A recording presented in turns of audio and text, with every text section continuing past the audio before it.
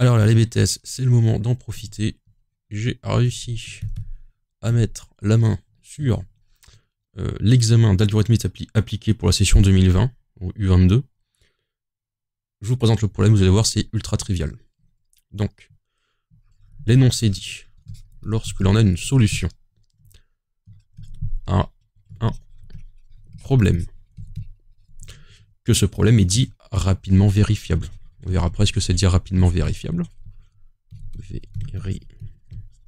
Vérifiable, voilà. Ça, faudra faire attention. Est-ce que cette solution,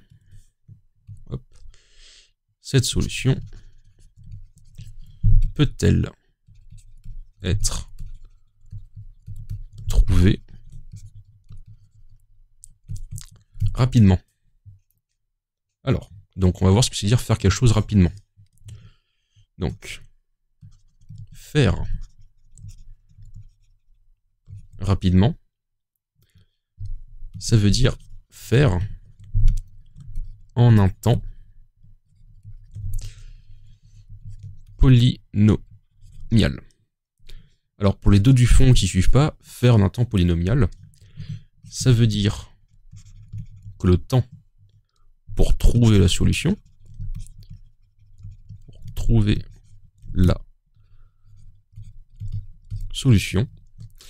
est proportionnel, moi je mets égal 1, mais est proportionnel à une puissance de la taille du problème. En gros, la formule est donc le temps est égal à la taille du problème avec une puissance, donc là une constante. Alors la constante, ça peut être égal à 0, à 1, à 2, à 3, etc. Voilà. Si on vérifie ça, on vérifie donc qu'on peut faire quelque chose rapidement. Ce qui est donc en fait demandé, c'est est-ce que ce qui est rapidement résolu, est-ce que c'est égal ou différent de ce qui est rapidement vérifiable? Alors en fait, ça c'est un nom. Ce qui est rapidement résolu, ça fait ce qu'on appelle partie de la classe P. Ce qui est rapidement vérifiable, c'est là ce qui fait partie de la classe NP. Ce qui vous est donc demandé, c'est égal ou différent, voilà. Ce qui est donc demandé, c'est est-ce que P égale NP, ou est-ce que P est différent de NP? Par exemple, je prends le problème doublon. Le problème doublon, il va prendre une entrée, donc là on va lui donner voilà, une chaîne de caractères. La taille du problème, ici c'est le nombre de caractères, donc j'en ai 7. Donc la taille est égale à 7. On demande donc, est-ce qu'il y a des doublons là-dedans? Alors on peut rapidement le vérifier. Hein. Là il y a un E, là il y a un deuxième E, j'ai donc déjà un doublon, donc c'est vrai. Et en plus, si ça ne suffisait pas, j'ai 2 L, donc j'ai un deuxième doublon. Donc le problème ici est vrai. Donc on a une taille de 7. La question donc, est-ce que le temps pour vérifier ça, le temps en gros c'est le nombre de tests, le nombre de passages. Est-ce qu'il est égal à 7, à 7 puissance donc 1, ou à 7 puissance 2, ou est-ce que c'était 7 puissance 3, etc. Ou alors est-ce que c'est autre chose? Est-ce que ce n'est pas polynomial?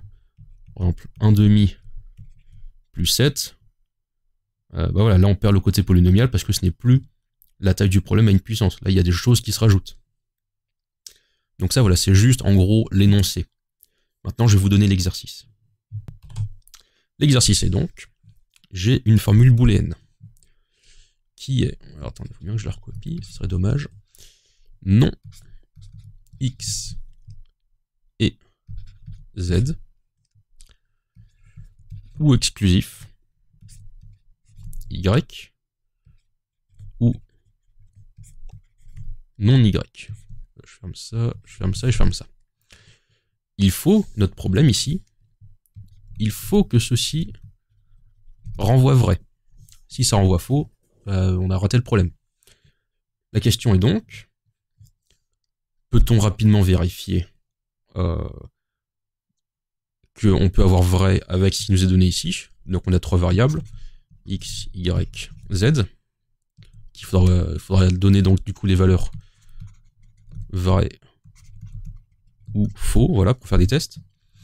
Mais est-ce que on peut rapidement donc vérifier que le problème ici est vrai, et du coup est-ce qu'on peut aussi rapidement le résoudre?